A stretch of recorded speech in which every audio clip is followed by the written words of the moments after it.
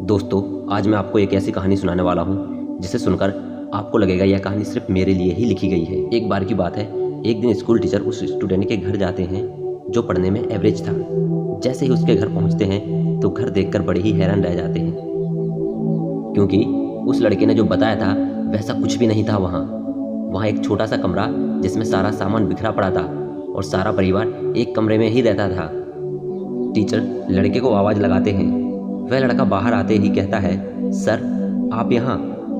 Teacher कहते हैं, आप यहाँ रहते हो? वह लड़का सिर झुकाते हुए कहता है, जी सर, मैं यहीं रहता हूँ। सर, लेकिन आपको मेरे घर का पता किसने दिया?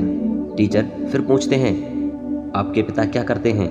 तो लड़का कहता है, दूसरों के घरों में मजदूरी। तुम अभी क्या कर रहे थे? टीचर पूछते हैं। कुछ नहीं, बस मोबाइल चला रहा था। लड़का कहता है। टीचर उस लड़के को अपने साथ चलने के लिए कहते हैं। टीचर उसे एक मकान में ले जाते हैं जिसमें निर्माण का काम चल रहा था। वहीं उस मकान में उस लड़के के पिता काम करते हुए एक दूसरे मजदूर से कह रहे थे, रमेश, एक दिन मेरा बेटा पढ़ लिख कर बहुत बड़ा आदमी बनेगा और ऐसी कई बिल्डिंगों का मालिक बनेगा। उस दिन मेरे सारे दुख दर्द दूर हो जाएंगे। मैंने उसे एक नया मोबाइल दिलवाया है जो 14,000 रुपये का आया था। 4 महीनों की बचत करके मोबाइल खरीद पाया था। अब वह अच्छे से पढ़ता होगा।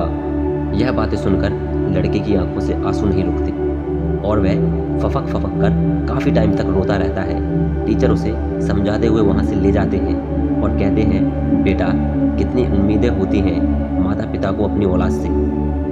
खुद दुख दर्द झेलते रहते हैं लेकिन तुम्हारी सारी सुविधाओं का इंतजाम करते हैं। और यह मकान मेरा ही है। तुम्हारे पिता ने ही अपने बारे में मुझे सब बताया। फिर मैं तुम्हारे घर तक पहुंच पाया ताकि तुम्हारी आंखें खोल सकूं।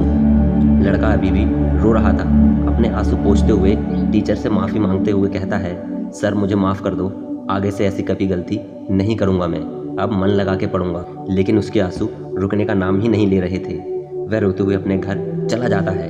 जब रात को उसके पिताजी घर आते हैं तो वह लड़का अपने पिता के पाँव पकड़कर रोने लगता है और माफ़ी मांगता है और कहता है, पिताजी, आज के बाद मैं मेहनत करूंगा और एक दिन बड़ा आदमी जरूर बनकर दिखाऊंगा।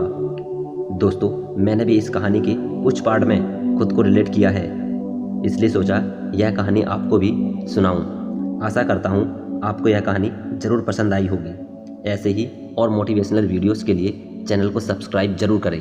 जय हिंद, वंदे मातरम।